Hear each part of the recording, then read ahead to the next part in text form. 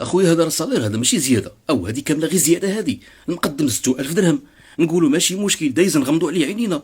واحد هذا الخليفه زدتو 4000 درهم كامله 80000 ريال. القيد 7000 درهم. الباشا زدتوه 10000 درهم. اما واحد السي العامل، العميل ولا العامل، هذا هو اللي جمع حب وتبن 20000 درهم اصاحبي، 2 المليون كامله غير زياده.